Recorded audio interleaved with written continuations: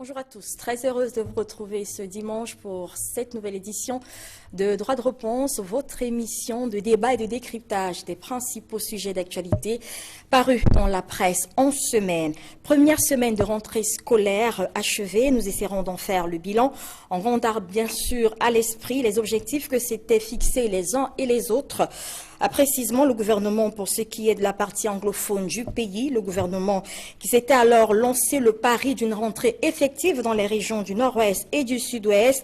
Alors, la libération de quelques leaders anglophones a-t-elle eu, comme on le disait tout à l'heure, a-t-elle eu l'effet escompté dans cette crise, mais surtout sur cette rentrée scolaire? Une certitude, cependant, la situation reste toujours préoccupante et tendue dans cette région anglophone. En témoignent donc les derniers affrontements dans la partie anglophone du pays, notamment dans la ville de Kombo, dans la région du sud-ouest, affrontements qui ont fait au moins 2 morts, 1 mort selon la version officielle. L'on parle d'une opération de lutte contre les stupéfiants qui aurait dégénéré. Que penser de tous ces scénarios dans cette édition de Droit de réponse? Nous en parlons.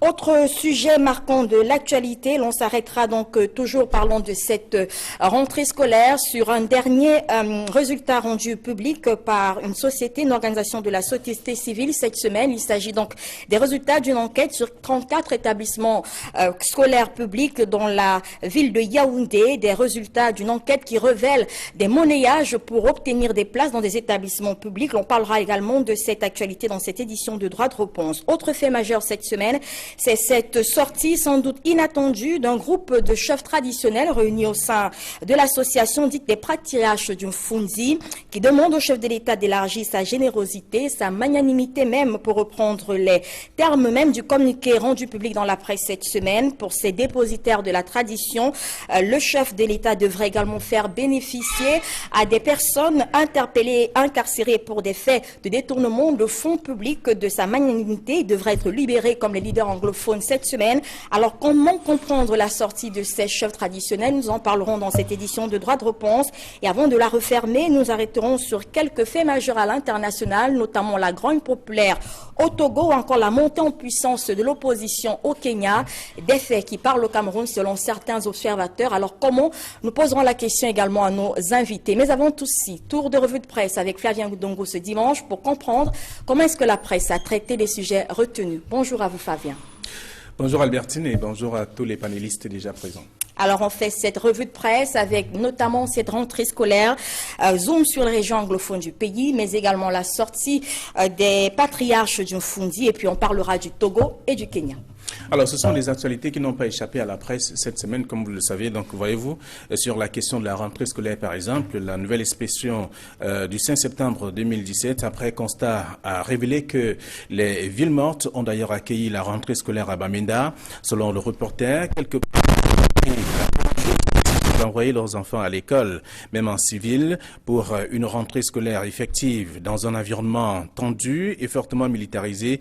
Dans cette mouvance donc de la rentrée scolaire, le journal Info Matin était donc aux trousses du ministre des Enseignements secondaires qui, après avoir fait le tour dans le nord-ouest, a choisi de lancer la rentrée scolaire à Bouya, dans la région du sud-ouest. Le rédacteur de l'article fait savoir que Ngale Bibeye a à cette occasion donc mis en exergue le bilinguisme et même le multiculturalisme lors de la leçon inaugurale, une leçon menée en français et en anglais en présence des chefs traditionnels, les autorités administratives, religieuses et même politiques. Pour le journal La Météo, toute la communauté éducative du Sud-Ouest a donc accueilli favorablement la première leçon dispensée par le ministre des Enseignements secondaires, et dont le thème de cette année est donc axé sur les enseignements de seconde génération pour la formation des citoyens aptes à promouvoir le bilinguisme, le multiculturalisme et surtout le vivre ensemble. Le journal Détective rappelle que Bamenda et Bouya ont d'ailleurs cristallisé les attentions des pouvoirs publics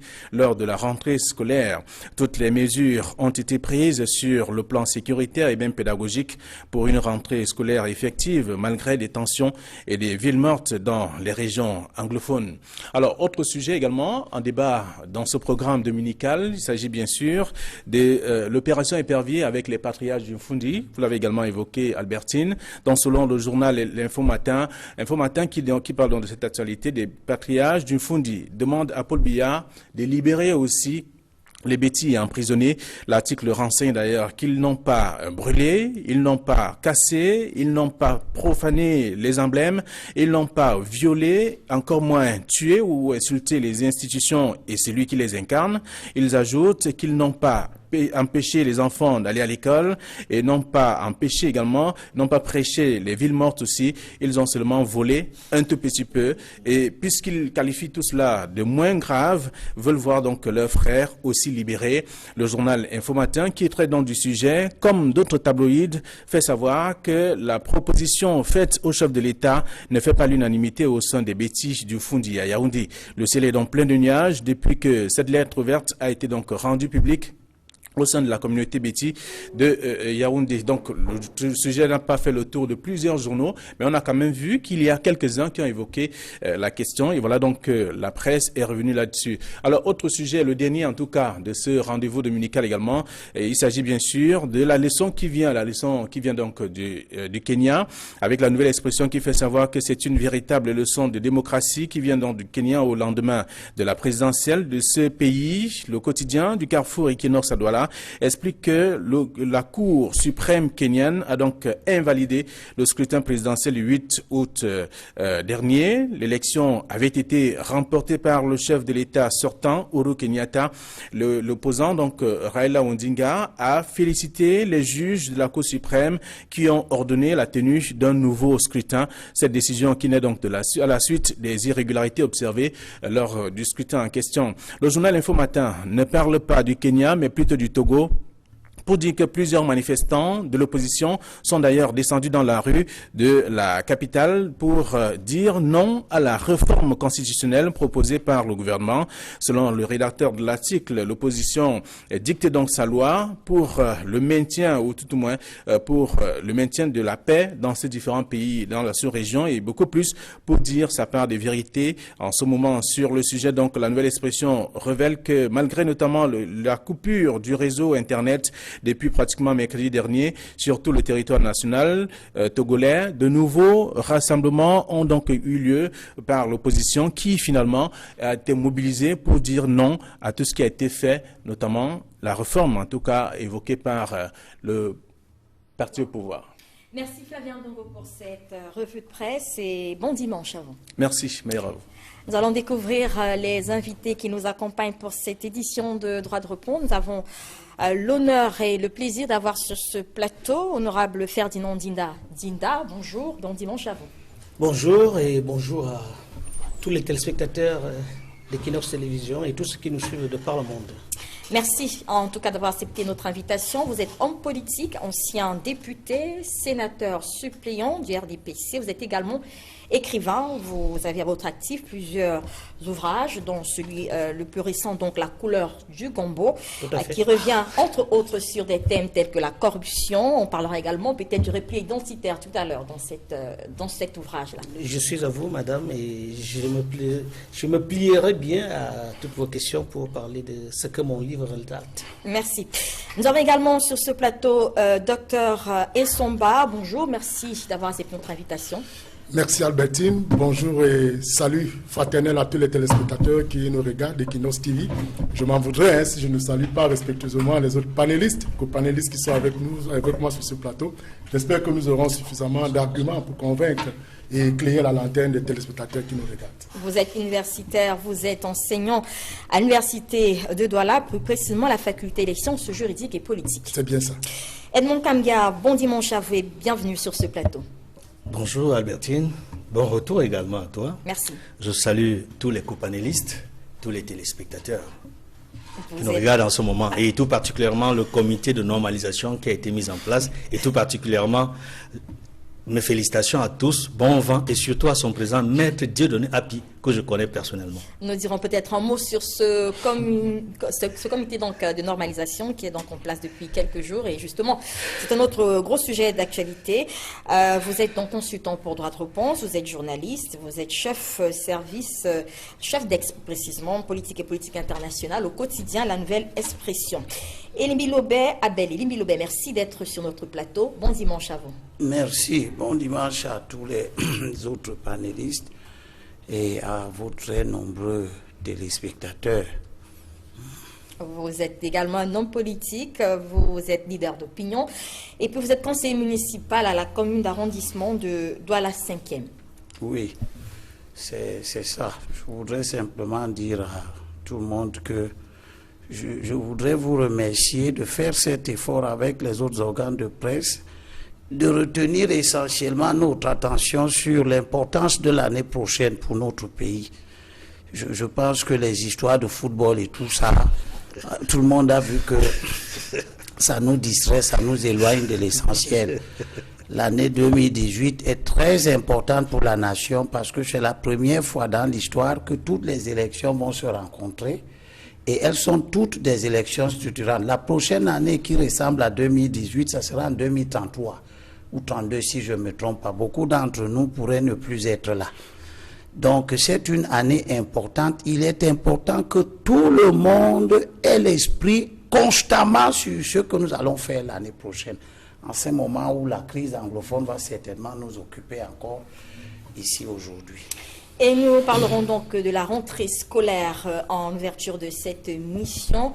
Elle est donc effective depuis lundi dernier donc sur l'ensemble du territoire ou presque, puisque l'un des défis que s'était fixé justement le gouvernement était de rendre également effective cette rentrée, ce retour en classe dans les régions du nord-ouest et du sud-ouest. Et à ce sujet, une certaine presse estime que ce défi n'a pas été tout à fait remporté. Edmond Kamga, de quel côté vous situez-vous de ceux qui pensent que la rentrée scolaire a été manquée dans les régions du sud-ouest, les régions anglophones du pays, du nord-ouest également, ou alors vous pensez que l'on peut parler d'une effectivité de rentrée scolaire dans ces parties du pays? Je crois que le regard que je peux porter, c'est le regard que la presse a porté sur cet événement qui était très attendu, au plus haut niveau d'ailleurs. Et on sait très bien qu'il y a un événement important, il y a une annonce importante qui a été faite quelques jours avant la rentrée scolaire, même si ça arrivait avec du retard, je pense, la libération de l'arrêt de poursuite concernant les idées anglophones. J'espère que tout à l'heure on en dira un mot, parce que j'ai un mot là-dessus. Mais c'est entre les deux. C'est entre l'effectivité et les villes mortes. Parce qu'en réalité, si je m'en tiens à des reportages des différents médias publics et privés, on a quand même vu des enfants et des enseignants à l'école. Mais ils étaient très peu nombreux. Très peu nombreux. Très peu nombreux. Les salles de classe étaient à moitié vides. Parfois, des classes étaient presque désertes. Mais on a vu quand même des enseignants qui étaient présents, de personnel, qui faisaient des efforts pour que les parents et les enseignants soient là, disponibles. Et il y a une chose qui m'a marqué, c'est la présence significative, n'est-ce pas, des forces de sécurité autour des établissements et dans les rues, que ce soit à Dboya comme à Bamenda. Je ne sais pas si cette forte militarisation qui est censée sécuriser va véritablement sécuriser. Vous savez, d'abord pour répondre à ta question, j'ai dit c'est mi-figue, mi-raisin. Il n'y a pas eu une véritable effectivité de rentrée scolaire dans les régions anglophones. Mais il y a eu un semblant de rentrée scolaire. Il y a une volonté par rapport au passé, il y a une volonté de faire mieux que par le passé. Mais il y a encore sur le terrain des résistances, des parents d'élèves qui ont peur pour leurs enfants, qui sont inquiets pour la sécurité de leurs enfants. Ferdinand Ndingandida, est-ce qu'on peut dire que les lignes ont bougé? On a vu tout l'effort du gouvernement, justement, je parlais de Paris tout à l'heure, Paris lancé carrément par le gouvernement pour réussir la rentrée dans ces parties du pays. Est-ce qu'on peut penser, par exemple, que la libération de ces leaders, de quelques leaders, il faut le préciser, a fait bouger quelques lignes dans ces régions? Je vous remercie pour l'expression que vous me prêtez, parce que quand parlait... Monsieur Edmond Kamga, je cherchais un mot juste pour répondre à ce qu'il disait. Et là, vous me prêtez vraiment l'expression, c'est que les lignes ont suffisamment bougé. Ce n'est plus ce qu'on a vu l'an passé et il faut être malhonnête pour ne pas le reconnaître. Déjà, les efforts ont été faits au-delà de ce que on peut penser concernant simplement la libération des prisonniers. Il y a eu les déplacements des ministres. Je rappelle que le ministre de l'enseignement secondaire était dans le nord-ouest, le ministre des enseignements de base était dans le sud-ouest. On a vu donc des salles à moitié pleines. Comme disait M. Monkenya, lui, il les a vus à moitié vides. À moitié vides. Et moi, je vous dis, on a vu donc des salles qui étaient à moitié pleines.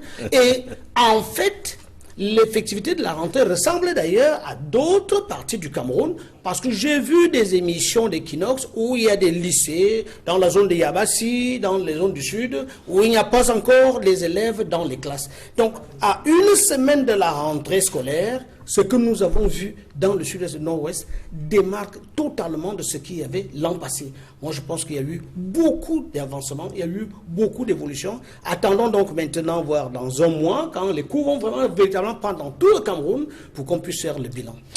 Elim Bilobé, sauf que on a des établissements qui accueillent 3000 élèves et on n'en a vu qu'une vingtaine. On a des établissements qui étaient complètement fermés. Peut-on parler d'effectivité de la rentrée scolaire dans les régions du Nord-Ouest, précisément dans la région du Nord-Ouest, ville de Bamenda par exemple, où sont descendues nos équipes cette semaine? Albertine, j'étais à Bouya. J'étais là-bas lundi, le jour de la rentrée. Et je suis allé à Limbe et à Tiko.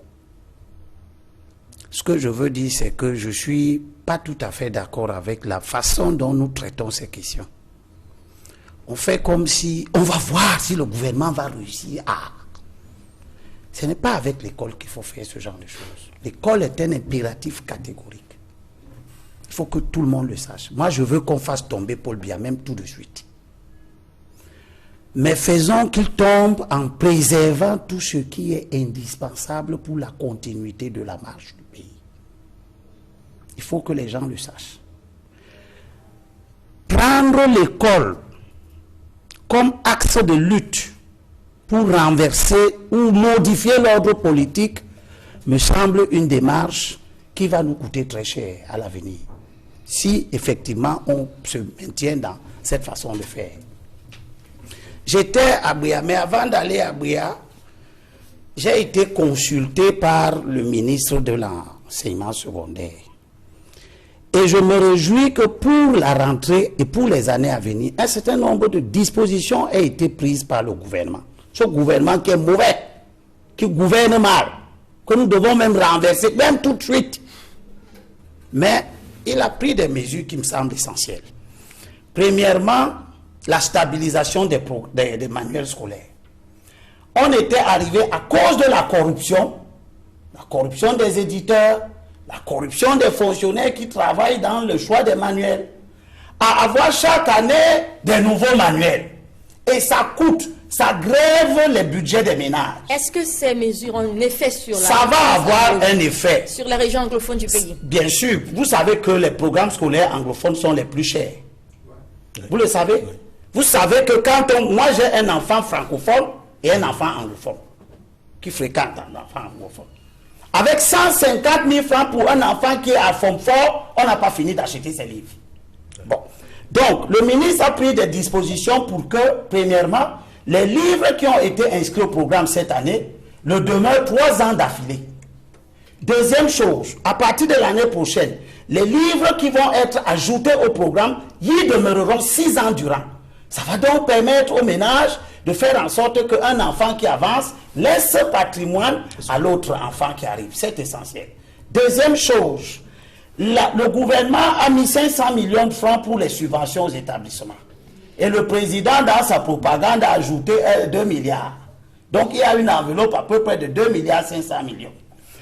Et dans nos consultations, il est apparu que le ministre va faire en sorte que la partie anglophone qui a souffert, les établissements anglophones qui ont souffert, reçoivent au titre de la solidarité entre les différentes régions l'essentiel de ce financement-là pour leur permettre de se remettre à niveau. Troisième chose, le gouvernement va prendre en charge les répétitions, la remise à niveau, le cours de soutien aux élèves, certes, qui ont passé, mais dont on sait que leur année était mauvaise. Ça, ce sont des mesures à venir, monsieur. Maintenant, ces mesures qui ont d'ailleurs été annoncées là-bas, plus un autre ensemble de mesures, doivent nous amener à soutenir davantage le principe que les enfants anglophones doivent aller à l'école. Au lycée de Moliko, où la rentrée a été officiellement lancée, j'étais là. Premièrement, il n'y a pas militarisation de Bouya. J'étais là. Et je n'étais pas seul. J'étais avec d'autres conseillers municipaux. Il n'y avait pas la police, l'armée partout, la gendarmerie, les gens cagoulés. Non, il n'y en avait pas. C'était un lancement officiel, peut-être qu'on se fait. Ok. Deuxième chose, à partir du moment où les personnes, la vie physique des gens est en danger, que les établissements publics sont en danger, que les biens privés sont en danger, je ne sais pas quel gouvernement pourrait avoir raison de ne pas mettre les forces de défense et de sécurité à la disposition de la sécurité publique. Alors, M. Nibula, pour vous, la rentrée a-t-elle été effective? Ce que je veux dire, nous sommes allés au lycée technique. Il n'y avait pas grand monde. Au lycée de Moliko, les gens sont arrivés progressivement. Quand on est arrivé, le proviseur commençait sa journée avec à peine 150 personnes. Et au fur et à mesure, il y a eu beaucoup de gens qui sont arrivés. Évidemment, c'est un grand lycée qui a une capacité de l'ordre de peut-être 3000 élèves. C'était dérisoire. Mais je m'attends, moi, mon problème, je ne me mets pas dans une situation où je veux voir si le gouvernement va réussir. Je dis que pour l'école, nous devons nous mobiliser pour que les gens aillent à l'école. Très bien. Docteur Essomba, pour certains, il était peut-être trop optimiste de penser que ça allait réussir, de toute manière, de penser que les élèves allaient reprendre comme ça le chemin de l'école dans ces parties anglophones du pays. On évoque par exemple la libération partielle de ces leaders anglophones qui avaient été incarcérés au cours de la crise. Est-ce que vous pensez que c'est un élément qui a joué en la défaveur, par exemple, du gouvernement et de tous ceux qui pensaient que l'école allait reprendre effectivement dans ces régions? Albertine, je dois pouvoir indiquer que dès lors qu'une porte d'école se ferme, ce sont des portes de prison qui s'ouvrent. Vous ne pouvez pas imaginer combien je ressens durement dans ma chair que l'école n'ait pas pu reprendre de manière effective. Il faut le distinguer, surtout dans la région de Bamenda, parce que à Boyas, on a ressenti, avec la présence du ministre, on a ressenti l'effet escompté, c'est-à-dire que le grand frère venait de l'expliquer tout à l'heure, il y a eu quand même un remue-ménage, voilà. Mais à Bamenda, c'est tombé un jour de ville morte. Oui. Et ça a été très compliqué parce que dès lors qu'il y a la ville morte, décidément, les parents ne peuvent pas laisser leurs enfants le soir d'aller à l'école. Et vous savez, la forte militarisation de cette zone aujourd'hui peut constituer un élément du caractère flegmatique de la rentrée à ce niveau-là. Parce que tout à l'heure, Libye a indiqué qu'à Boya, il n'y avait pas de policiers. Parce que vous savez, la peur du gendarme est le commencement de la sagesse. Et ça permet donc aux parents de dire, dans cette situation de crise, il sera difficile de laisser aller les enfants dans une situation d'insécurité. Moi, je dois pouvoir indiquer que la sortie du communiqué m'a paru une sortie tardive, bien qu'on puisse apprécier l'effort d'apaisement, l'effort de la recherche de l'apaisement, du retour justement à l'école. Parce que si cette mesure avait été prise bien avant, on a eu 3 mois de congé, 2 mois et demi, disons. Si ça avait été, la mesure avait été prise dès la fin de l'école, on aurait pu avoir suffisamment de temps pour articuler des mécanismes, des techniques pour pouvoir trouver en place les mécanismes de résolution de cette crise. Surtout que si le ministre allait à Boya, on aurait pu peut-être, le secrétaire d'État à l'éducation pourrait aller à Bamenda avec cette présence officielle. Il était dans le Grand Nord. Voilà. Parce que nous avons aussi un problème dans le Grand Nord. Voilà. On ne peut pas tout focaliser dans les régions anglophones. Lui, il était dans le Grand Nord. Voilà. Donc, non, puisque, en fait, ce qui nous intéresse, ce sont les régions que relaient. Le Grand Nord n'a pas de souci. Si, moi, j'ai un grand souci. Non, monsieur. C'est un très grand souci. Ce n'est pas de même nature. Ce n'est pas de même nature. Ce n'est pas de même nature. Exactement. Moi, je pense, à mon avis, que, et c'est un nom également partagé, le communiqué du président qui portait l'arrêt des poursuites m'a paru un très bon communiqué dans son fond, dans sa finalité, mais c'est l'intervention qui m'a paru tardive. Et je continue d'insister sur cet aspect pour indiquer que si cette mesure avait été prise bien avant, j'imagine et j'ose croire que beaucoup aurait pu être fait pour que cette rentrée soit effective dans cette zone de Bamenda. Vous voulez dire un mot? Oui, je voulais dire un mot. Je rejoins un peu M. Limbi Lobé dans sa façon de voir des choses. Il faudrait qu'on arrête dans notre pays de jouer les événements nationaux comme étant une espèce de parti entre le gouvernement et l'opposition, entre qui a gagné, qui a perdu. C'est vraiment dommage qu'on en arrive là. Il y a une rentrée scolaire qui engage nos enfants, le futur du Cameroun. On ne devrait pas le jouer dans une espèce de qui a gagné, il n'y avait pas d'enfants dont l'opposition a gagné, la ville morte, la peur a gagné, ou tout. Non. Il faut regarder les choses avec une certaine lucidité, dire que sérieusement des efforts ont été faits. Même les parents font déjà l'effort d'envoyer les enfants, même ceux qui étaient en civil. Et ça doit aller dans le sens d'appuyer ces gens-là pour qu'il y ait un engouement, que les gens commencent à comprendre qu'il faut envoyer les enfants à l'école. Et pareil, on ne peut pas dire que ce qui se passe dans le Grand Nord est insignifiant, parce que dans le Grand Nord, il se trouve qu'il y a un mouvement maintenant vers le sud, vers les régions les plus basses, parce que dans l'extrême nord, justement la région, il n'y a pas la quiétude normale pour que les enfants puissent aller à l'école. Et là, le gouvernement s'est partagé. Vous avez le secrétaire d'État et d'autres qui montent dans le Grand Nord, certainement dans les régions anglophones. Nous sommes dans une situation où le pays connaît des difficultés et cette rentrée scolaire a besoin que tous nous convergeons vers des efforts qui doivent amener nos enfants à aller à l'école. Il n'y a pas de match de football ou je ne sais pas quoi, où on doit nous demander ici qui a gagné, qui a perdu. Il ne s'agit peut-être pas de savoir qui a gagné ou qui a perdu, mais peut-être d'évaluer les mesures qui sont mises en œuvre à ce jour, essayer de comprendre comment est-ce qu'on peut améliorer justement pour que la situation de ces enfants qui doivent aller à l'école s'améliore. Et sur la question, certains estiment que le gouvernement a fait des choses à moitié. Celui qui détient donc le destin des Camerounais aujourd'hui devrait peut-être aller au fond de ces mesures, par exemple en libérant toutes les personnes qui avaient été interpellées. L'on estime dans la presse et même dans l'opinion que c'est une raison qui peut expliquer justement la timidité de la rentrée dans cette partie anglophone du pays. Est-ce que vous adhérez à effectivement, parmi ces gens dont vous parlez maintenant, parce qu'il faut aussi arrêter de mystifier toutes les personnes libérées qui sont qui d'autres que nous connaissons nommément, parce que ce qu'on a appelé les têtes de file. Hein? Vous avez l'honorable Paul Aya Abiné, l'avocat, ont été libérés et on vous a bien dit que c'est au cas des actes qu'on propose. Je ne sais pas pourquoi on va toujours s'accrocher sur les arguments de ceux qui veulent à tout prix donner l'impression que le gouvernement n'en fait pas assez. Le gouvernement, merci, selon les moyens et les procédures réglementaires qui sont allez-y, Edmond. Et il faut que nous sachions accepter pour pousser les parents à envoyer leurs enfants à l'école. Parce que les arguments que nous donnons ici vont confronter certains parents qui vont dire « Ah, on n'a toujours pas libéré tout le monde, mon enfant ne va pas à l'école. » Vous permettez que je prenne la parole? Allez-y, Edmond.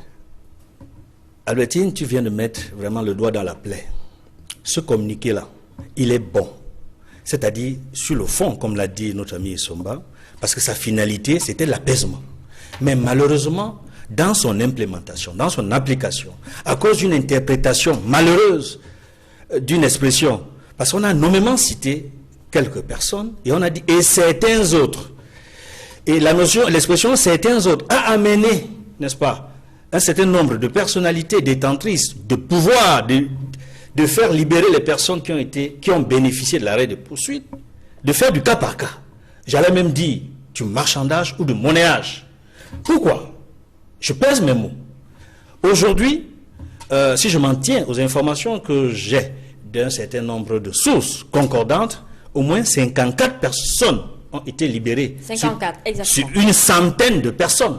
Le gouvernement parle de 28 personnes qui sont toujours détenues. Le gouvernement parle de 28 personnes, mais les ONG parlent d'une centaine de personnes. Et vous donnez environ. Permettez, je vous en prie. Non, je vous permets. Il y a les sources officielles, il y a les sources non officielles. Voilà. Les sources des organisations. Dans une télévision internationale. Je vous en prie. Pour dire, nous avons. Ok, vous me censurez, je vous laisse la parole. Allez-y, Edmond Kamga. Je vous laisse la parole, monsieur. Allez-y, Edmond, rapidement, on y va. Alors, la question de fond que je pose, qui a fait le tri? Qui a opéré, qui a procédé à l'identification des personnes qui vont bénéficier de l'arrêt des poursuites judiciaires? Sur la base de quels critères ces personnes ont bénéficié de l'arrêt de poursuites judiciaires? Et pourquoi certains autres sont restés? Pourquoi je le dis? Ce sont des questions de fond. Il faut que l'on sache qui exactement a fait le tri, qui exactement a fait la liste des 54 personnes qui ont bénéficié de l'arrêt de poursuites. Pourquoi je le dis? Parce que j'observe, et sur la base des faits, des documents, que des personnes ont été interpellées au même endroit, au même moment, ont été inculpées pour les mêmes motifs. Certains ont bénéficié de l'arrêt de poursuite, ont été libérés, d'autres sont encore là-bas. Pour quelle raison? Il faut qu'on nous dise. J'appelle le porte-parole du gouvernement, je l'interpelle, qui nous donne la liste et celui qui a signé qu'on va faire sortir telle personne et ne pas faire sortir telle personne pour telle ou telle raison. C'est important. Et je vous assure, si ce passage pédagogique est observé, cela va probablement faciliter l'apaisement attendu. Parce qu'il faut, dans l'esprit du communiqué du chef de l'État, il s'agissait d'apaiser. L'apaisement doit être complet. Il faut libérer toutes les personnes arrêtées dans le cadre de cette crise. Et l'ONU, l'une des recommandations de l'ONU après le rétablissement d'Internet, c'était de libérer toutes les personnes arrêtées. Alors, selon la presse, cette semaine, certaines presses a indiqué, selon ses sources, que la liste des personnes à libérer était venue directement de la présidence de la République. Ça, c'est un journal qui l'a révélé cette semaine dans un article. Alors, peut-être pour aller dans le sens, dans le sens de M. Nzida, est-ce que les personnes qui ont choisi les critères pour prendre les personnes qui ont été libérées, est-ce qu'ils ont pensé peut-être au leadership de ces personnes-là? L'on voit qu'il y a justement plusieurs leaders qui ont été interpellés. Et l'autre question que l'on se pose dans la presse cette semaine, c'est pourquoi à ce jour ces leaders ne se sont pas exprimés de vive voix, par exemple pour appeler au retour en classe. Est-ce que ce mutisme-là, selon vous, pourrait être justifié? Pour donner suite à votre question, je dois pouvoir indiquer que ce communiqué a un caractère complexe et qui fait de sorte que on reste songeur justement sur des questions de reprise de rentrée, parce que quand on dit sont libérés, en fait on commence à citer Paul Aya Abine, et vous savez que toute énumération est limitation. Maintenant, on lit certaines personnes, donc ça veut dire qu'il y a une discrimination de fond. Or, on serait attendu que le ministre de la Justice puisse nous indiquer les critères pertinents qui ont favorisé la libération des uns et ne pas, en fait, la libération des uns et la préservation des autres en prison. Bon, là, il y a donc un fond, et là, et donc, comme elle fait de l'eau souligner avec pertinence, on attend une communication là-dessus pour avoir des idées claires. Et moi, je dis, je me suis dit, dans l'analyse que je me suis faite, c'est que il s'agissait d'une victoire d'étape. C'est-à-dire que le président, en demandant la libération de certaines personnes, on avait voulu voir un peu le comportement des hommes querellés. Si est-ce qu'effectivement la rentrée allait être effective. Moi, j'ai dit, si on avait voulu rechercher l'apaisement total et le retour effectif à la rentrée, on aurait pu libérer tous les concernés. Et là, ma foi, je pense, à mon avis, que cela aurait dû être une solution palliative de cette situation aujourd'hui qui ne fait que s'enliser du côté des barrières. Élimi Lobé. Premièrement, je n'ai aucune démonstration objective que si on libère des gens, forcément la crise va s'arrêter. Tout à fait. Commençons par les libérer. S'il vous plaît, moi je vous ai écouté. On ne lit pas dans la boule de cristal. Je vous ai écouté. Je vous ai écouté. Je ne suis pas partisan de l'arbitraire. Et ce qui gêne le Cameroun, c'est que nous sommes, le président l'a dit, une très bonne citation. Moi, je veux que Biya quitte. Mais quand Biya dit des choses qui sont importantes, il faut qu'on écoute. Il a dit, nous sommes un peuple d'individualistes, plus préoccupés de réussite personnelle que de l'intérêt général. Ça veut dire quelque chose. Ça veut dire que nous sommes un pays où, quand l'arbitraire est bon pour moi, c'est bon. C'est bon, ça devient la loi. C'est bon qu'on fasse comme ça. Bon. Mais quand vous acceptez l'arbitraire, quand vous demandez l'arbitraire, et on fait par arbitraire, et on vous donne, vous êtes content, sachez qu'on va utiliser l'arbitraire un jour contre vous. Est-ce que vous pouvez être plus précis pour que nous soyons au même niveau d'information que vous? Vous avez parlé, comme ce que j'ai dit vous dérange, c'est pourquoi vous voulez que je m'arrête vite. Si j'étais le président, je n'allais libérer personne. Si moi, Élimi Lobé, j'étais président, je ne vous arrête pas arbitrairement. Mais si je vous arrête, je vous transmets devant les tribunaux. C'est les tribunaux qui disent si vous êtes coupable et vous condamnent, ou si vous êtes innocent et vous libèrent. Donc l'acte que le président a fait est un précédent sur plusieurs niveaux. D'abord, on prend une loi en juillet pour créer les conditions pour que le président puisse avoir la posture légale qui lui permet d'arrêter des poursuites. Nous sommes là dans une rétroaction. Nous sommes dans une rétroaction. Ces gens qu'on libère, on les a arrêtés en octobre, en juillet, en novembre 2016. Les poursuites qu'on arrête sont lancées depuis, il n'y avait pas une loi pour ça. Nous avons des juristes sur le plateau qui... Donc je suis d'abord en train de rappeler aux uns aux autres que une manœuvre politique visant à piétiner l'indépendance de la justice semble satisfaire les gens. Bon. Maintenant, je passe dans l'autre côté. Les gens qu'on a libérés, Aya, Fontaine et Bala, c'est eux qui ont lancé l'arrêt de la grève des élèves. C'est eux. On les a arrêtés, pourquoi? Si on les libère et que ça semble plaire à tout le monde, sans les avoir jugés, ça veut dire qu'ils n'avaient rien fait. C'est ça que ça veut dire. Parce que si ceux qui les ont arrêtés étaient convaincus que ces gens-là étaient ceux qui ont créé cette crise et que créer une crise politique est une infraction, on les transmet devant les tribunaux, on ne les libère pas si les juges ne l'ont pas décidé ainsi.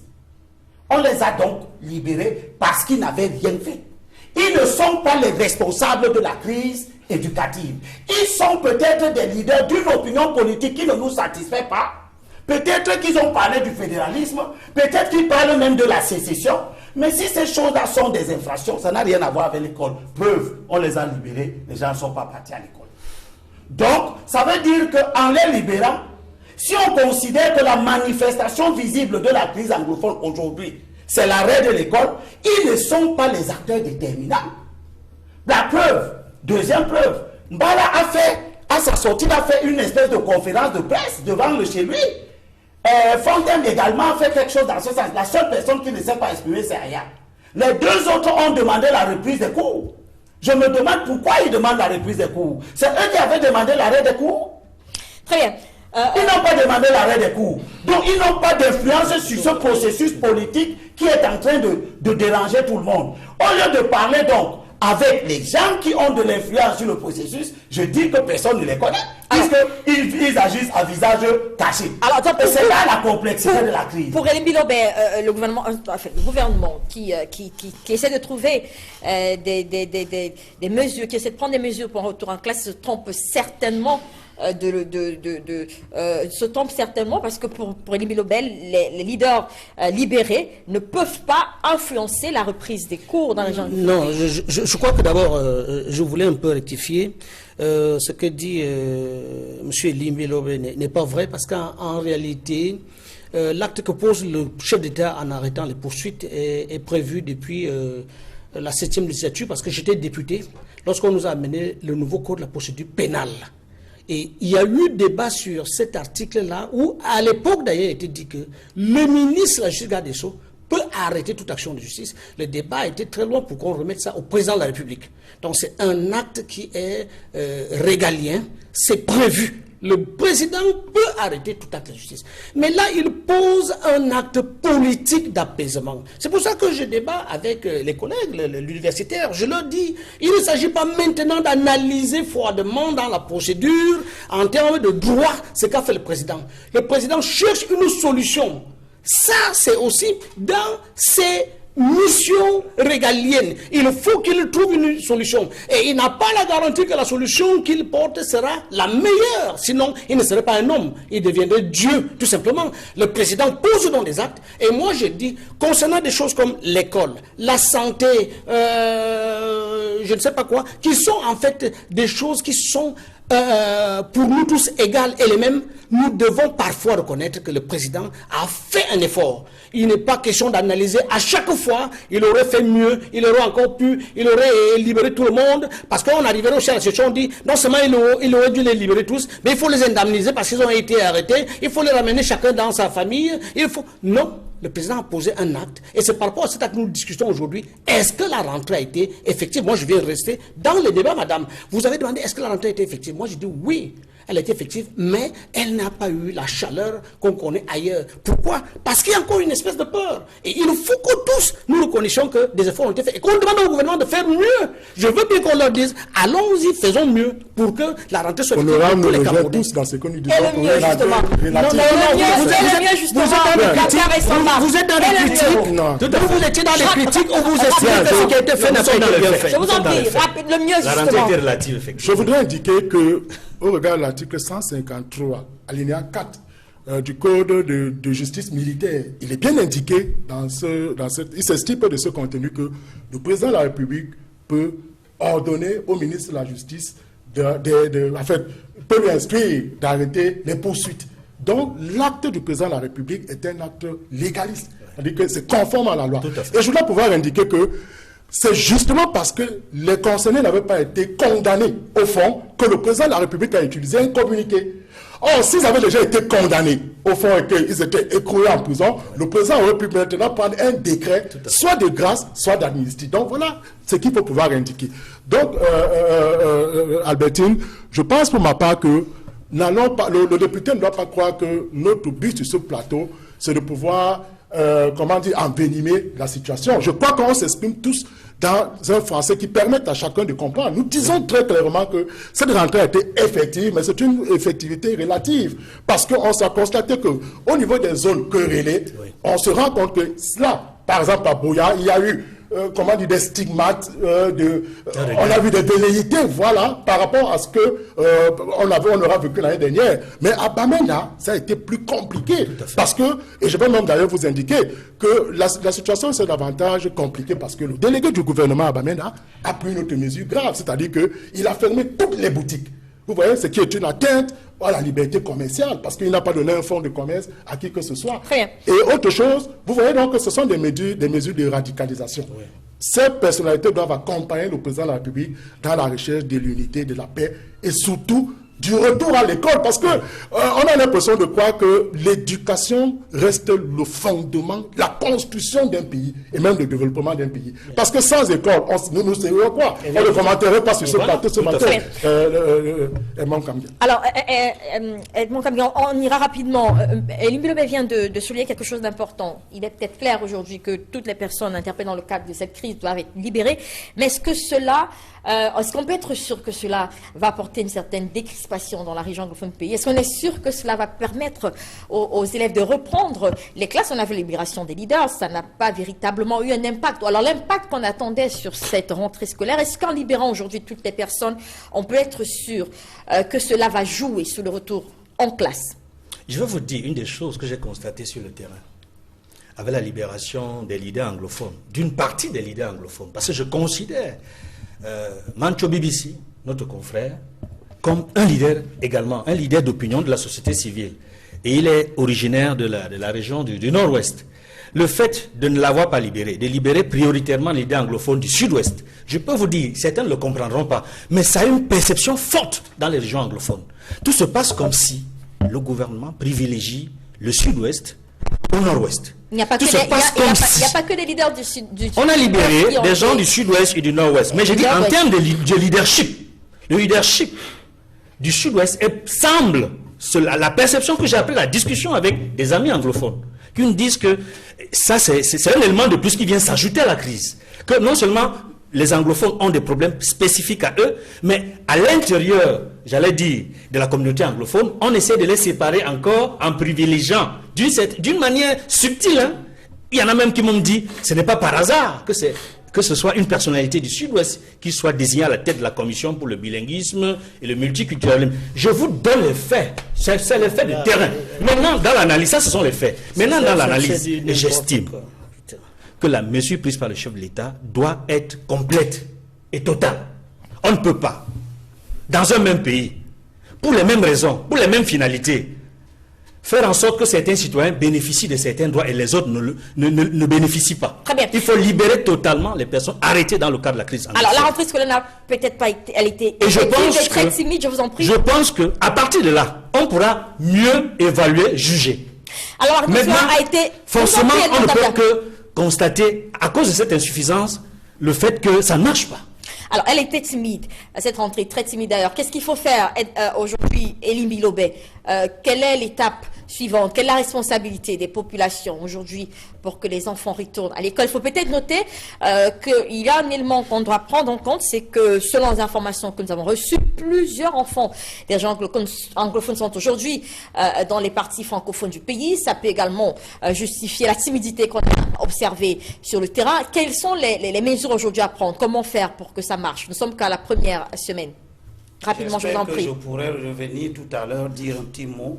Nous allons aller rapidement parce que... Je veux dire que si des gens envoient leurs enfants fréquenter ici, ça prouve qu'ils n'adhèrent pas. Bien sûr.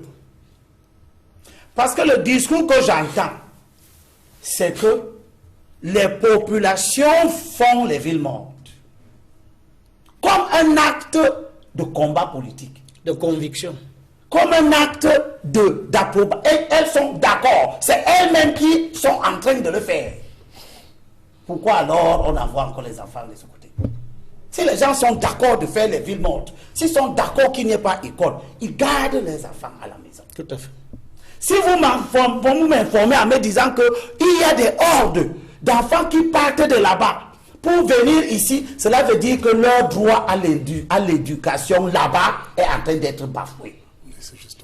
Est-ce qu'il y a parmi nous les hommes politiques, comme nous sommes des hommes qui aimons l'arbitraire, et c'est pour ça que l'opposition perd en crédibilité.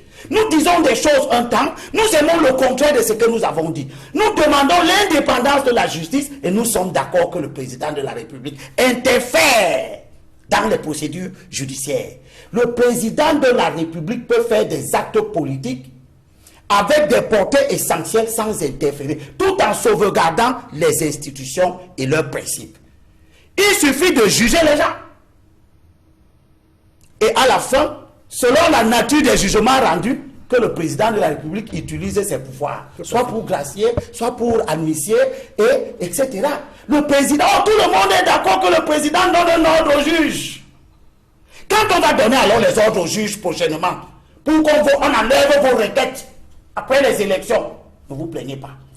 On va Je termine en disant que au nord-ouest et au sud-ouest, au nord-ouest et au sud-ouest là, les tracts circulent qui disent que si, comme vous envoyez vos enfants à l'école là, attendez-vous que c'est leur corps que vous allez recevoir. Ça c'est la démocratie. C'est la liberté d'expression. Chacun écrit ce qu'il veut. Mais est-ce que c'est le respect de la liberté d'aller à l'école? Il faut que nous fassions nos combats politiques en respectant les principes pour lesquels nous prétendons combattre. Très bien, c'est dit. Laissons donc les enfants du nord-ouest et du sud-ouest. Laissons les parents du nord-ouest et du sud-ouest qui veulent envoyer leurs enfants à l'école, les envoyer à l'école en toute sécurité. Et que ceux qui sont dans le combat pour le fédéralisme et qui estiment qu'ils doivent retirer leurs enfants de l'école pour gagner ce combat, ils retirent leurs enfants, ça aussi c'est leur droit.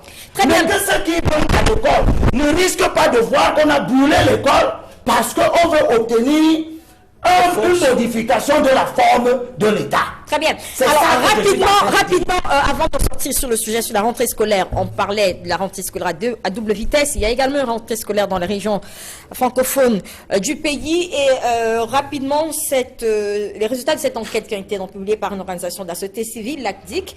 J'en parle avec vous précisément, Ferdinand Linda Nzinda, sur ces montants qui ont été révélés donc cette semaine. C'est un sujet également qui a été abordé dans la presse. On parle de cet argent, ces monnayages qu'il faut pour obtenir une place dans les établissements scolaires à Yaoundé, dans la capitale, entre 150 000 francs et 150 000 francs. Nos équipes ont rencontré des proviseurs qui ont révélé eux-mêmes qu'ils étaient soumis à plusieurs pressions des parents. Bien sûr, on sait des douanes, mais c'est un fléau qui, on peut dire, qui est enraciné aujourd'hui et qui est presque connu de tous. Comment est-ce que vous avez accueilli le résultat de cette enquête? Alors, je voudrais d'abord dire que Bernard Djonga, qui dirige dans l'ACDIC, est un ami. Qui dirigeait. Oui. Ah bon. Il est dans le crack ou voilà, il a créé un parti politique. Bref, c'est pas grave. Alors, je l'ai invité il y a 3 semaines, 4 semaines à la dédicace de mon livre, La couleur du gombo. Et je me dis qu'il n'a pas pu venir, je ne sais pas pour quelle raison, mais s'il était arrivé, je serais en train de lui impliquer une demande de droit, parce qu'en fait, j'ai l'impression qu'il a un peu plagié mon œuvre, parce que je parle de ces choses dans le livre. Sauf que il y a quelque chose qui me dérange dans ce que l'ACDIC a fait. Si l'ACDIC a voulu faire un sondage pour découvrir effectivement qu'il y a de la corruption qui règne, qui vit dans les milieux scolaires, surtout en matière de recrutement des élèves, les résultats de ce sondage, pour moi, devaient aller vers les institutions qui sont appropriées pour la lutte contre la corruption. et même le ministre, c'est-à-dire la DIC devait envoyer ses résultats au ministre pour qu'on puisse donc ses censeurs, ses proviseurs, pour que la CONAC mène des enquêtes. Je ne comprends pas que les résultats soient envoyés vers la presse. Pourquoi? Parce qu'on se retrouve encore dans ce que j'ai dénoncé tout à l'heure. Qu'est-ce qu'un homme politique veut exactement lorsqu'il publie ce genre d'événements? Est-ce que ce n'est pas le populisme? Et puis aujourd'hui, nous avons une rentrée scolaire délicate dans tout le pays, on l'a dit. On a des problèmes dans le Grand Nord. 3 régions ont des difficultés à avoir une rentrée normale. On a une rentrée difficile dans le sud-est et le nord-ouest, ça fait 5 régions sur 10. Pourquoi amener ce problème? Et surtout, et c'est là où je m'arrête un peu pour dire, qu'est-ce qui peut justifier qu'un sondage comme celui-là ait eu à mettre donc les noms et les affiliations des proviseurs? On pouvait faire un classement en disant le lycée de Mendon, le lycée de UMSI, mais on vous donne les noms des proviseurs et qui, par une coïncidence malheureuse ou heureuse, a une consonance tribalistique avec le nom du ministre. Ce jeune ministre que tout le monde regarde en disant peut-être qu'il fait la différence, peut-être qu'il fait des efforts, se retrouve comme ça, déjoué ou alors dérouté de ce qui devait être s'apprêter aujourd'hui, à mener l'effectivité, la rentrée dans le sud du nord-ouest, pour aller maintenant commencer à être interrogé, inquiété sur un problème de corruption. C'est ça mon problème. Pourquoi avoir destiné les résultats de ce sondage à la presse au lieu de la destiner à la CONAC et au ministère? C'est à ce niveau que moi j'ai des problèmes avec l'ACDIC et je me demande... Vous adhérez quand même à cette enquête qui a été faite? Moi je suis de ceux qui veulent qu'on rende un peu clair les problèmes de rentrée scolaire. Je vais même plus loin. Dans mon livre j'en parle, les problèmes de monnayage, les problèmes de trucs. Vous allez peut-être évoquer, quelqu'un a évoqué ça. Pourquoi l'État ne prendrait pas aujourd'hui justement en compte certains établissements qui ont de bons résultats scolaires? Je voudrais qu'à Yaoundé, à Douala et partout, les collèges privés qui font, mettons, 50% de réussite dans les examens officiels, BPC, probatoire, baccalauréat, reçoivent donc une subvention pour payer les enseignants, pour que ces établissements-là aient des enseignants dans les matières essentielles, les mathématiques. L'État peut décider de faire ça et on ne va plus donc aller maintenant tous vouloir mettre les enfants au lycée. Pourquoi veut-on tous mettre les enfants au lycée? Parce qu'on estime que le lycée assure dans le long terme une éducation assez potable. Alors, je rappelle que dans votre ouvrage, vous faites également un peu le procès de la presse quelque part. Peut-être qu'on comprend pourquoi vous ne souhaitez pas que les résultats soient envoyés à la presse. Ah ben, la presse exploite exactement la sensationnalité d'une information et non le fond de l'information. Ce qui vous intéresse, c'est le train qui arrive en retard et non le train qui arrive à l'heure. À partir de là, quand on envoie une information à la presse, c'est qu'on a une idée derrière la tête en dehors du combat qu'on veut montrer. L'idée peut aussi être de rendre l'information. L'idée peut être également de donner l'information à tout le monde, comme le fait si brillamment la presse. Abel Imbelo, sur la question, on passera rapidement à l'autre sujet. La dénonciation publique est une forme de lutte sociale. On ne peut pas refuser ça. On peut en référer aux institutions, mais la dénonciation est aussi susceptible de déclencher l'action publique. Tout à fait. Il ne faut pas non plus que quand il y a dénonciation publique, que ceux qui sont susceptibles d'utiliser l'action publique se taisent. Parce que dans des dénonciations, il peut y avoir de la vérité. Je vais faire une dénonciation maintenant. Allez-y rapidement. Le gouvernement vient de publier la liste des livres. Je commence à constater que dans certains établissements, on n'affiche pas les listes des livres. Les enfants viennent, la liste des livres n'est pas affichée. Il faut des tractations pour qu'on vous donne la liste des livres. Bon. Les livres sont au programme. Tous les enseignants, tous les établissements doivent utiliser les livres qui sont au programme. Ici, au lycée de Newbel, Form 4. Ma fille est à Form 4. On achète le livre de Religious Studies, qui est écrit au programme. Le professeur vient, il commence à dire que lui, ce n'est pas le livre-là qu'il veut. Le livre-là a coûté 7 000. Il dit que ce n'est pas le livre. Donc je dis au ministre déjà que il faut une action gouvernementale pour mettre de la discipline dans les établissements publics. pour que les établissements publics cessent d'être des lieux ou des relais des milieux commerciaux. Il y a eu un communiqué du ministre. On est donc pas en train de le respecter. Les établissements... Sur le monnayage, par exemple, ce qui nous intéresse, le monnayage. Oui, ça rentre là-dedans. Il y a eu un communiqué. Quand vous demandez aux élèves de ne plus aller au marché acheter leur tenue de sport, et pour les contraindre à ne pas acheter les tenues de sport, on floque le nom du lycée derrière.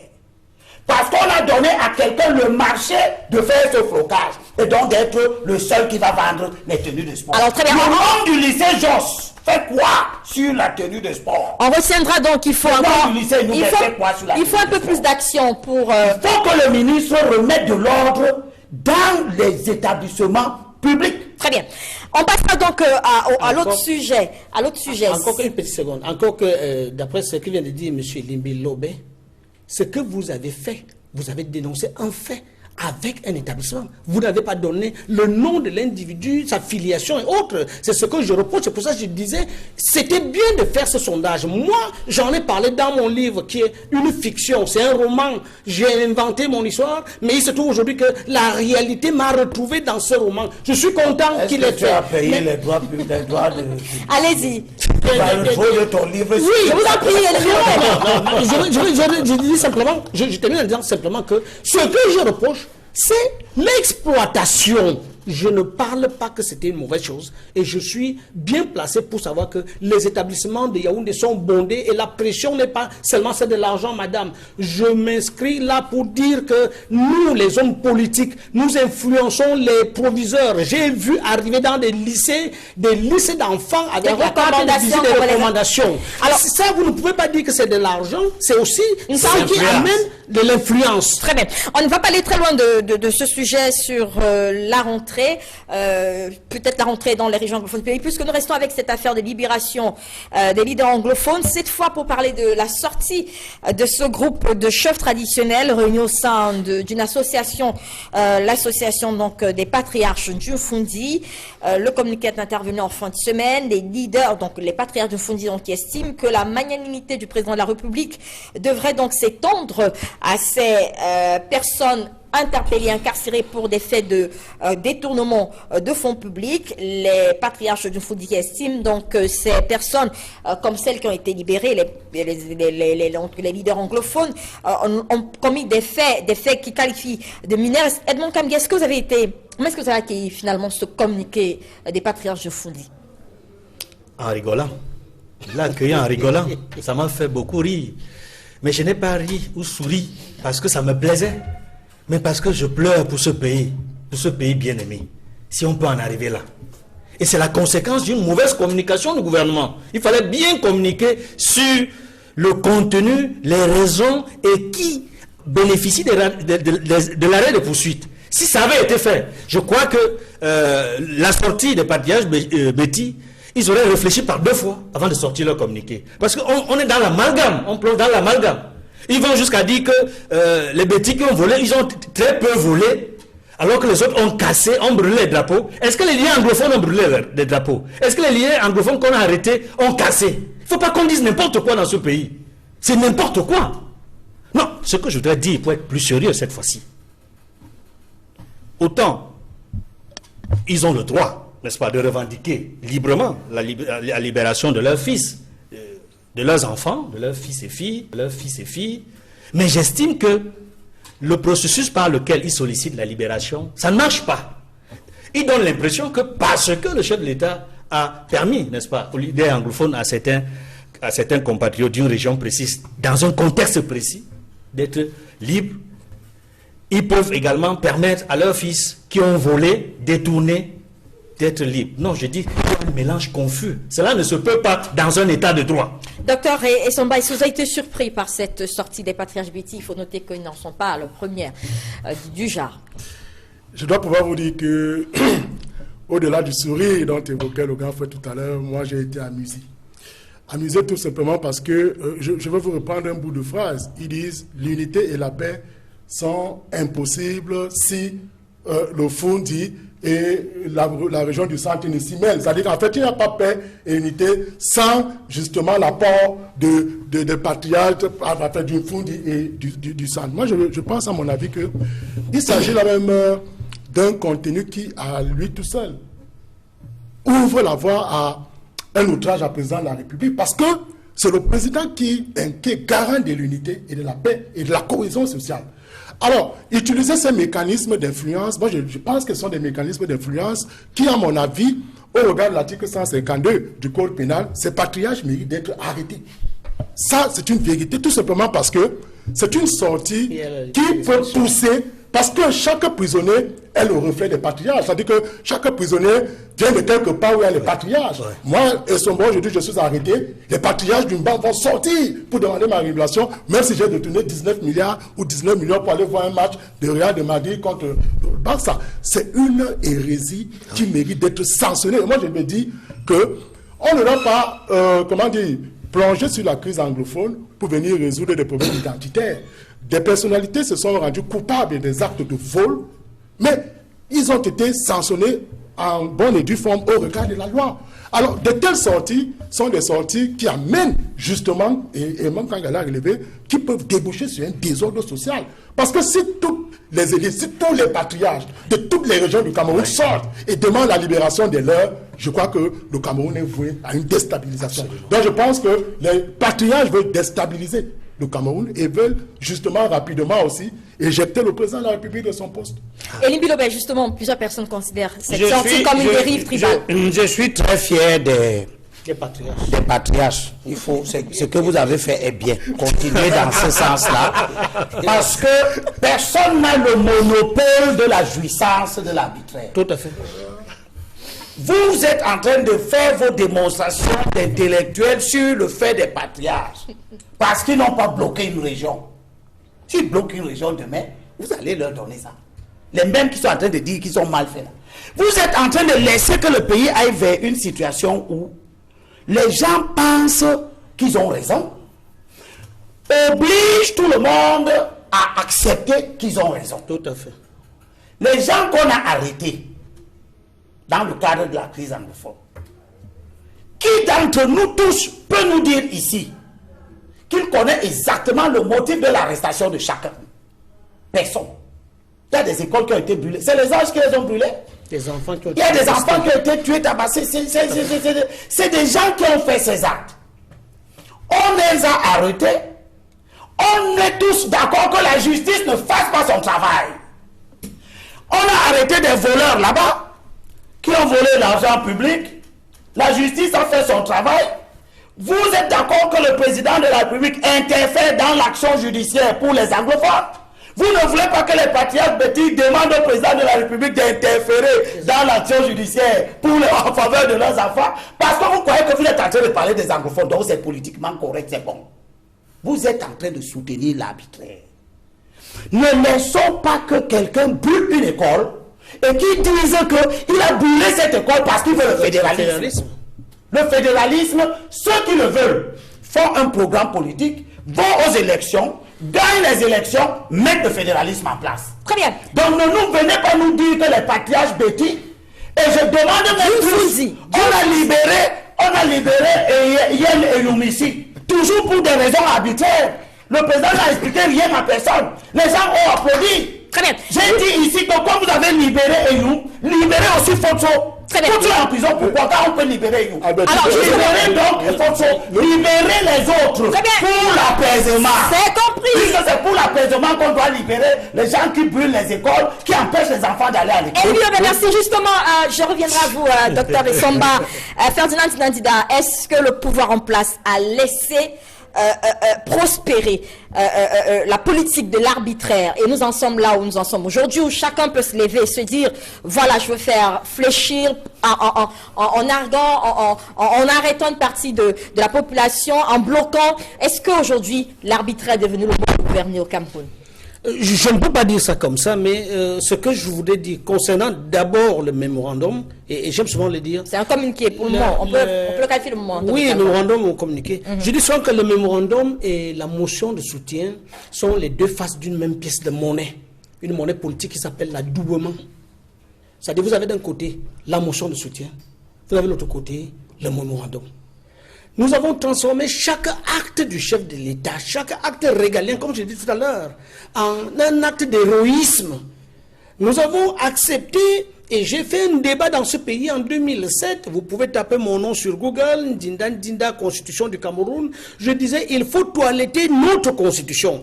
Parce que je me rendais compte que la Constitution du Cameroun est hyper présidentialiste, c'est-à-dire que le président de la République, l'institution, je veux dire, je ne parle pas de Paul Biya, le président de la République a des pouvoirs énormes et les autres pouvoirs n'ont même pas, d'une manière bien déterminée par la Constitution, les limites et les séparations de leurs pouvoirs. C'est pour ça qu'on joue donc à cet instant à ce que vous appelez l'arbitraire, c'est-à-dire qu'il y a un moment d'interférence, il y a un moment de ceci, et chacun a choisi... Et chacun a choisi donc maintenant d'utiliser ce qui l'arrange. C'est-à-dire que lorsque nous avons besoin d'une université, nous avons besoin de ceci, nous avons besoin de là, nous faisons un mémorandum.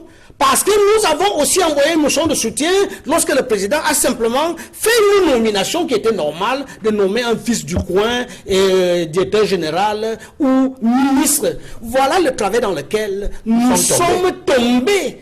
Donc, moi, je ne peux pas dire qu'il y a une volonté manifeste qui voulait instaurer l'arbitraire. Mais ce que nous avons appelé à d'autres moments, à un moment précis même du Cameroun, la tolérance administrative, cette espèce de tolérance qui s'est généralisée à tout, nous amène donc malheureusement à cette espèce maintenant de fourre-tout. Nous sommes dans un pays où tout se fait à contre-tout. Mais là où je rejoins le conseiller municipal Limilo, c'est-à-dire, je suis content que les patriarches d'Umfundi aient écrit, sauf que moi, quand j'ai lu leur communiqué, et pour moi est générique, ils n'ont pas donné les noms, principalement des prisonniers qu'ils veulent qu'on sorte, ils n'ont pas dit de quel truc, mais moi, je pense qu'il est temps que dans le Sud, que nous on fasse un communiqué pour demander la sortie de Mendoza, de Ndondon, de Gilles Belling. Moi, je donne des noms parce que j'estime qu'ils ont rendu des services à ce pays. Voilà. Et contrairement à ce qu'on dit, eux, c'est des problèmes de gestion. Ils ont eu des problèmes de gestion dans leur truc. Si ça commence par les patriarches du Fundi, nous on va demander que ces patriarches du Sud aussi sortent parce que ils ont travaillé, ils ont fait des CD, ils ont chanté pour le pape, ils ont chanté pour la première dame. Il n'y a pas de raison qu'ils soient aujourd'hui en prison. Vous voyez, vous le voyez.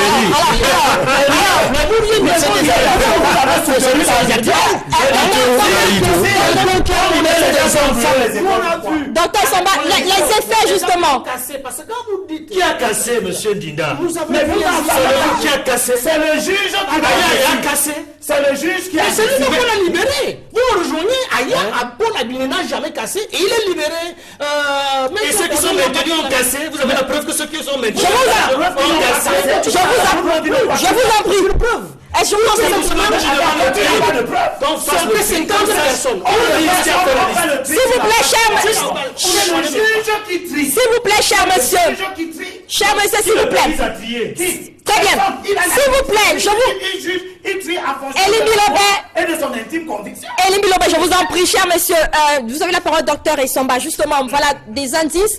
Est-ce qu'on peut penser que ce communiqué des patriarches du Fundi n'est pas aussi amusant que vous le pensiez tout à l'heure? Vous voyez la réaction de Ferdinand Ndinda. On peut peut-être se retrouver avec chaque personne qui se dit, chaque coin du Cameroun qui se dit aujourd'hui qu'il a la légitimité de demander la libération, de demander des choses, et en agissant, je sais pas moi, en cassant quelque part, en agissant. Est-ce qu'on n'est pas en train de virer justement dans totalement l'arbitraire au Cameroun aujourd'hui? Je voudrais répondre un peu au grand frère Limbi Lomalu disant que notre constitution est claire, c'est-à-dire qu'elle concentre entre les mains du président d'énormes pouvoirs. Donc révisons donc la constitution pour diminuer ses pouvoirs à l'endroit du président de la République. Parce qu'il est à la fois, chef de la magistrature suprême, parce qu'il préside la magistrature suprême. Alors, il peut interférer. Donc, nous, on évoquait ici cette idée, par exemple, que le président de la République ne préside plus la magistrature suprême et qu'il désigne notre personnalité pour qu'il se retire progressivement et subtilement de ce défaut de séparation entre l'exécutif et le judiciaire. Une fois que c'est dit, vous comprenez donc la sortie de ces chefs traditionnels. Ce que je voudrais dire, ce communiqué des patriarches du Mfundi m'amène à comprendre que nos prisons vont toutes se libérer. Et pourquoi C'est-à-dire que, oui, justement parce que... Au mépris de... Elles seront toutes vides. vous appelez la libération des gens pour des raisons d'apaisement. Allez-y. Nos prisons donc seront toutes vides, justement parce que, comme je venais de l'indiquer tout à l'heure avec pertinence, tous les patriarches vont donc se constituer pour qu'on libère les uns et les autres, appartenant à leur région, appartenant à leur tribu, appartenant à leur ethnie. Parce que c'est trop grave. On dit la tribu, les bêtis. Mais ça veut dire que, professeur, on parle du fait qu'on a libéré des vous ne pouvez pas vous arrêter sur les patriarches bêtis. Les patriarches bêtis agissent à la suite des actes effectifs Est-ce qu'il y a un lien, monsieur, je vous en prie, est-ce qu'il y a un lien, s'il vous plaît, est-ce qu'il y a un lien, monsieur Nzidalia, entre la crise anglophone et la situation des structures détournées, les fonds publics? Edmond Kamga, je vous en prie. Quel est le lien? Je reviendrai à vous. Je permets. Un lien entre les revendications des avocats qui voulaient que le code WADA soit transformé, les revendications des enseignants anglophones qui estimaient qu'ils étaient un nombre de minorités dans les écoles anglophones de l'Ouest. Est-ce qu'il y a un lien entre ces revendications et aujourd'hui la proclamation de la République d'Ambazonie? Où est le lien, madame? Pourquoi on a peur? J'appelle ça dans mon livre les angondo, c'est-à-dire que les mystifications. Pourquoi vous voulez mystifier un côté et mystifier un côté et laisser l'autre dans la transparence? Les gens ont voulu se servir de l'école, des revendications corporatistes pour demander maintenant des revendications politiques. Et vous trouvez que c'est normal? Et ces gens deviennent des leaders d'ailleurs. Vous m'aviez envoyé un message, vous dire que Kawala allait être là. Moi, j'attendais à voir un leader qui a de la légitimité. J'allais demander à madame Kawala, quand je parle à M. Limino, je l'appelle M. le conseiller municipal, parce qu'il a un mandat du peuple camerounais. J'allais demander pourquoi vous ne faites pas de communiqué aujourd'hui. On n'entend pas, ni du sud-est ni du nord-ouest, ceux qui ont la légitimité du peuple parler. On nous prend des gens qu'on a arrêtés et qui, du fait de cet arrêt, deviennent des héros. Quelqu'un qu'on ne connaissait ni d'Adam ni d'Ève est devenu un héros national qu'il faut libérer parce qu'il avait été frapper des jeunes filles ou des jeunes garçons qui voulaient aller à l'école. Alors, très bien. Ces arrestations arbitraires justifient aujourd'hui que tout le monde est en vie. Elimbi Lobé, sur la question, vous voulez réagir? Nous sommes en train de finir cette émission. Moi, je pense que le Cameroun est mal gouverné. Et les preuves de la malgouvernance s'accumulent. Ce n'est plus la peine que nous venions sur les plateaux de télévision démontrer que c'est mal gouverné. Voici les universitaires. Tout le monde est unanime qu'une concentration excessive, légale, est dans la Constitution. Vous voyez que ça donne le mal. Ce n'est pas parce que quelque chose est légal que c'est bien. L'apartheid était légal. C'était mauvais. Donc nous avons organisé un pays et c'est depuis des années que l'opposition le dit. On ne nous écoute pas. Je veux seulement que du côté de l'opposition, nous soyons rationnels. Nous ne pouvons pas lutter pour des principes et nous satisfaire des dysfonctionnements qui sont faits dans l'application de ces principes au motif que ça donne un certain écho à nos revendications. On revendique la libération des gens. Pourquoi? Ce que je revendique, moi, Elimbi Lobé, en tant qu'homme politique, c'est qu'on les juge en toute liberté, en toute équité, et que les juges disent que Aya, d'ailleurs, Aya n'est même jamais arrivé devant les juges.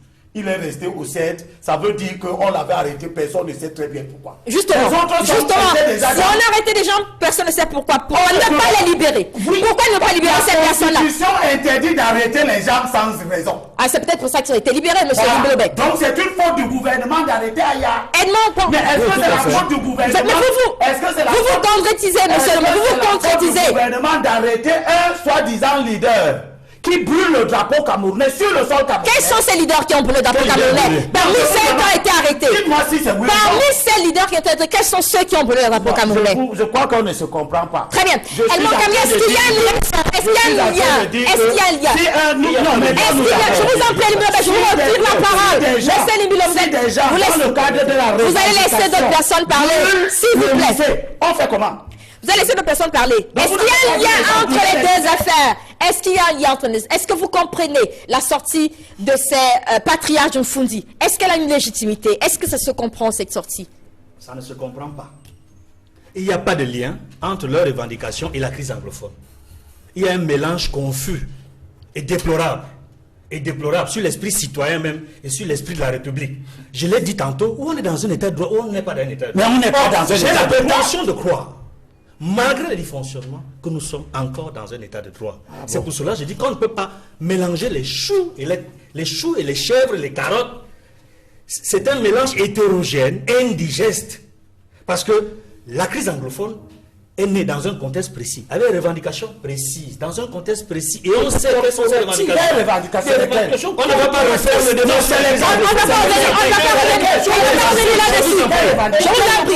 ne reviendra pas sur cette... Vous laissez monsieur Edmond Kamga qui a la parole. Je vous en prie. On est à la fin de l'émission, on va gérer avec parcimonie donc le temps qui nous reste. Allez-y, Edmond Kamga. Vous avez été député, j'ai l'impression que vous regrettez d'avoir été député. Vous êtes sénateur. Oui. C'est comme ça que vous faites au Sénat? Exactement. Vous coupez la parole aux gens? C'est la démocratie? On gère les passes. Je ne suis pas surpris que vous soyez bien réfléchi. On essaie. Passons. Et je comprends Abbé Limbi Lobe quand il vous critique souvent, parce que vous ne laissez pas la parole aux autres. Vous critiquez. Non, permettez qu'on s'exprime. Allez-y. Je dis et je répète, il n'y a aucun lien entre la revendication des patriarches Betty et la crise anglophone.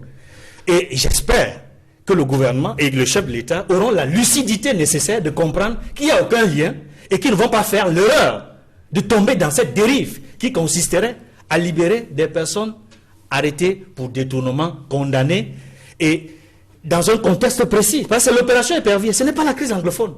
Nous sommes dans deux domaines différents, de nature différente, de contextes différents. Ça, c'est d'un. De deux, avant de chuter, je dois dire ici et maintenant que on sait parfois comment certaines choses commencent. On ne sait pas toujours comment ça se termine. Tout à fait. Et je dois rappeler que dans ce pays, pendant les événements de 2008, certains membres du gouvernement ont pondu un communiqué. Et je suis heureux de ce que le délégué du gouvernement actuel, la communauté urbaine de Yaoundé, qui avait participé à ces réunions, s'est dédié, a estimé qu'il ne partage pas les mots, les expressions qui avaient été utilisées par ses collègues dans cette déclaration-là. Et dans cette déclaration-là, il demandait à ceux qui sont venus brûler à Yaoundé de rentrer chez eux. Et vous savez de qui il parlait? Il parlait des halogènes qui rentrent chez eux, qu'ils allaient brûler chez eux, qui ne viennent pas brûler chez nous. Il y en a un encore qui est en fonction, qui est ministre de la santé publique. Il y en a d'autres encore. Si vous voulez, si Paul Biya ou le gouvernement parvient à libérer ces gens, je vous assure, non. Écoutez, on ne réagit pas ainsi dans les crises identitaires. Non, ce n'est pas moi. Écoutez, vous êtes en train de menacer le président. Non, je ne menace pas le président. Oui, c'est pas moi. Je lui demande de jouer son rôle. Je vous en prie, cher D'être monsieur. républicain jusqu'au bout. On attend. Je vous donne le reste de ma parole. S'il vous plaît, on y va doucement. On a accepté des gens d'étrangers dans leur propre pays. Je vous en Et prie. ce sont ceux-là, ce sont ces patriarches-là, qui ont traité des gens d'étrangers dans leur propre pays. S'il vous Pour plaît. rentrer chez eux. Ils Edmond demandent de Kamga, libérer leur fils. s'il vous plaît. Les autres ne comptent pas. Les anglophones ne comptent pas. Très bien.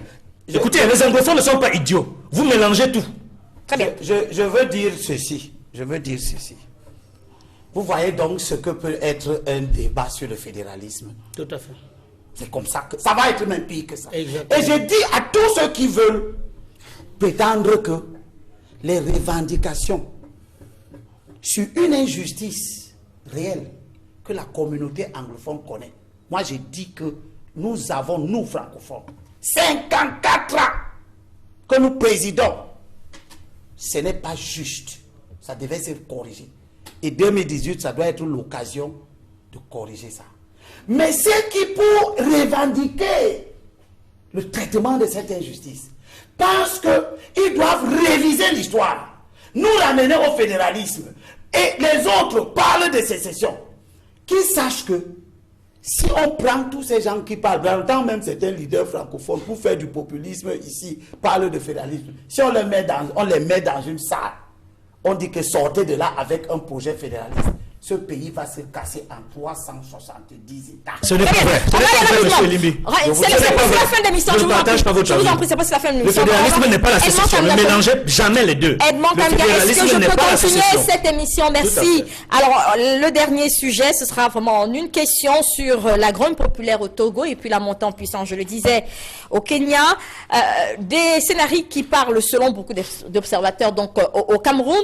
Comment est-ce qu'on peut comprendre, je commence avec vous, docteur Essamba, comment est-ce que vous percevez donc cette situation togolaise? Est-ce que vous pensez, comme certains observateurs qui ont réagi cette semaine dans les médias, que cette situation parle au Cameroun? Je dois pouvoir indiquer que, ou du moins m'interroger de la question de savoir si l'Afrique n'a-t-elle pas été brutalement démocratisée. Parce qu'on a l'impression qu'il y a tellement de résistance et que aujourd'hui les gens finissent par comprendre que lorsqu'on parle d'une démocratie, c'est peut-être cette majorité qui dirige sous le contrôle de l'opposition avec justement l'arbitrage du peuple. Et on voit aujourd'hui que tout le pouvoir n'émane que du peuple. Et ceux qui veulent s'en départir ou s'en défier trouvent aujourd'hui ce que nous constatons dans ces zones. On a d'abord vu la sortie au Kenya de la Cour suprême où le président de la Cour suprême a justement annulé une élection pour un ensemble d'irrégularités qui ont été relevées. Et ça, c'est une sortie à saluer. Parce qu'aujourd'hui, le juge de la Cour suprême restaure la démocratie, il restaure les libertés politiques et civiles. Et ça, c'est ce qu'on attend. On en parle, c'est indicateur pour l'État du Cameroun. Moi, je veux tout simplement dire que ça parle au Cameroun justement parce que l'opposition au Cameroun doit s'inspirer également de ce que nous vivons ailleurs. C'est vrai, par exemple, que c'est une opposition aujourd'hui qui est bâillonnée, qui est émasculée, parce que quand on voit tous les combats depuis une décennie aujourd'hui, depuis 2 décennies, qui n'ont abouti à rien, ça fait de sorte que notre opposition, d'ailleurs même sur le plan juridique, nous sommes dans, comment dire, on n'a pas une opposition consacrée, légitimement. Il n'y a pas un statut. C'est-à-dire qu'il n'y a pas un statut juridique de l'opposition. C'est-à-dire qu'il y a les éléments d'émergence d'un statut. C'est-à-dire le multipartisme, la démocratie, et ainsi de suite. Donc moi, je pense pour ma part que il faudrait que ce signal fort qui nous vient d'ailleurs puisse nous indiquer et nous formater de ce que la politique, aujourd'hui dans un État, repose sur des critères de bonne gouvernance, des critères de transparence, de transparence publique, des critères justement de lutte contre la corruption. Et aujourd'hui, je chute par là, vous voyez aujourd'hui la crise dite anglophone soulève 2 choses. La première chose, c'est un problème de gouvernance publique. Et la seconde chose, c'est sur la recherche de la forme de l'État. Oui. Quelle est la forme de l'État que nous devons entreprendre pour éviter un certain nombre de choses, compte tenu du caractère complexe de l'État du Cameroun? Edmond Kamga, vous qui justement est à la tête donc, du service politique international de la Nouvelle Expression, pour revenir sur le cas Togo, est-ce qu'on peut comprendre pourquoi est-ce qu'aujourd'hui les populations refusent, rejettent les réformes institutionnelles qui sont proposées par le pouvoir en place au Togo de Faure Gnassingbé? Oui, on peut le comprendre. C'est à peu près, mais avec des comparaisons n'étant pas raison, à peu près ce qui s'est passé avec le Gabon, c'est-à-dire l'opposition gabonaise et Ali Bongo. À peu près, pas exactement la même chose. Mais la particularité, je dis à peu près parce qu'il y a eu des chefs d'État, Gnassingbé, il y a des qui était le père de Faure Gnassingbé. Et puis au Gabon, il y a eu Ali Bongo et puis Bongo Père. Omar Bongo et Ali Bongo. Donc voilà un peu les similitudes. Mais ça s'arrête là. Au Togo, c'est que Faure Gnassingbé, il est au pouvoir depuis la mort de son père, comme Ali, depuis 2005. Et puis aujourd'hui, vous savez, après pratiquement 10-12 ans de pouvoir, l'opposition estime que le moment est venu de relancer le combat pour réviser la Constitution. Et le pouvoir de Gnassingbé est en train d'essayer d'anticiper. Il essaie de faire passer le texte en tenant compte de certaines revendications d'oléances de l'opposition, et notamment le scrutin à 2 tours. Le problème aujourd'hui, je crois que c'est presque acquis qu'on va réviser la Constitution au Togo, ce sera 2 tours. Et ça, c'est très important. C'est une revendication importante de l'opposition là-bas. Mais sauf que... Ce serait une victoire de l'opposition. Ce serait une victoire de l'opposition. Sauf que ce qui fait problème aujourd'hui, enfin, l'une des choses qui fait problème au Togo, c'est qu'ils estiment que ce n'est pas parce qu'on aura obtenu le scrutin à 2 tours que si Faure Gnassingbé se représente, il aura la possibilité de faire encore 2 mandats. C'est là où ça s'achoppe.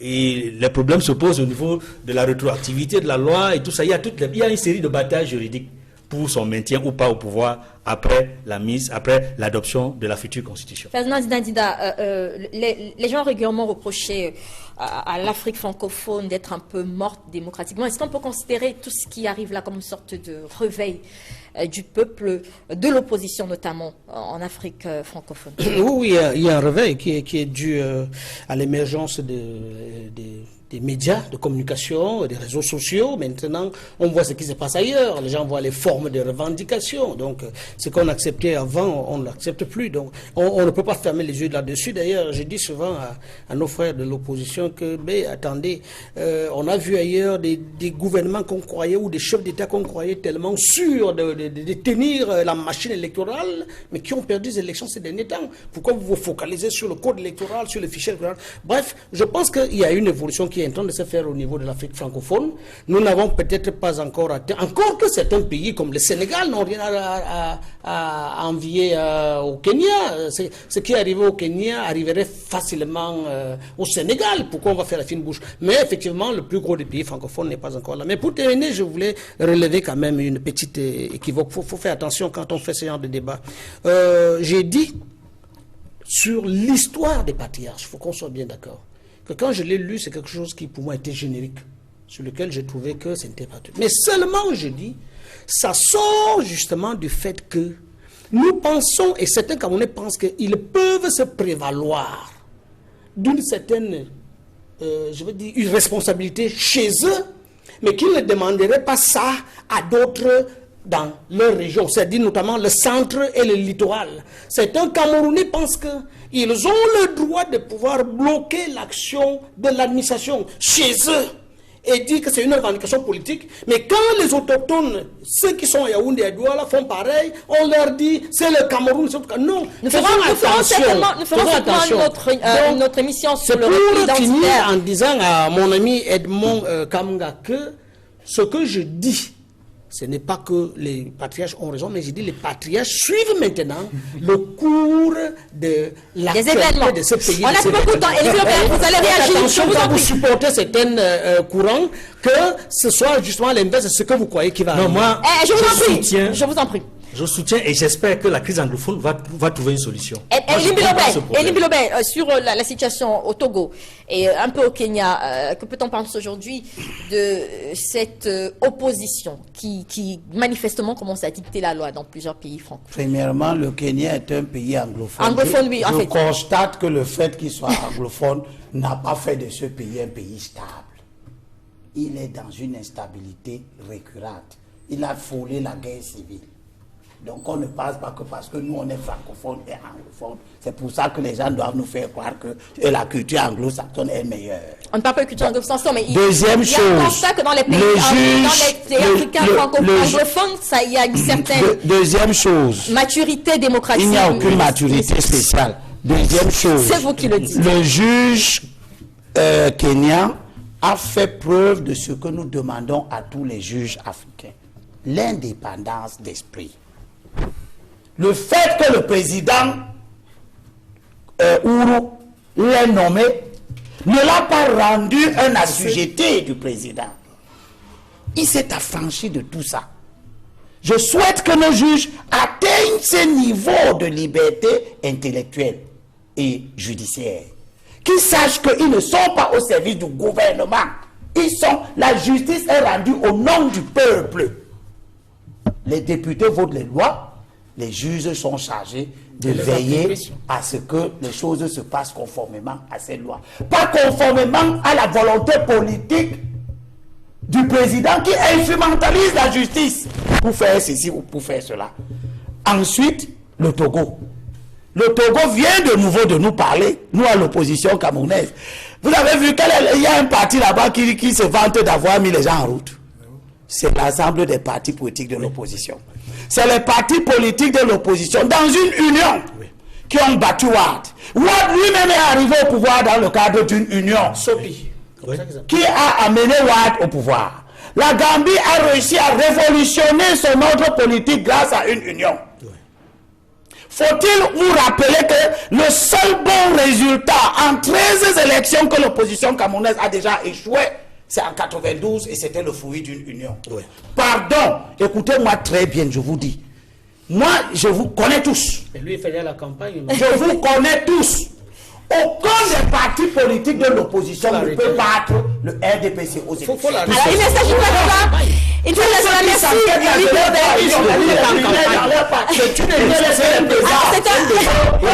Ne pas faire la campagne. L'opposition ne peut battre le. Mais c'est libéré, c'est la fin.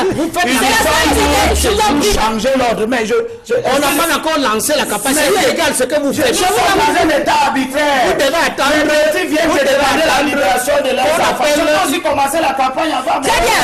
Merci à vous. On doit appeler quoi pour que vous fassiez la campagne. Très bien. C'est la fin de cette édition. Merci. Merci Elie Bilobert d'être venu sur ce plateau. Merci Edmond Kamga, à vous, Ferdinand Ndandina et à Dr Essomba, à tous les téléspectateurs qui étaient avec nous ce dimanche, à l'équipe technique qui nous accompagne. Bon dimanche à toutes et à tous et bonne continuation d'émission sur Equinox Télévision.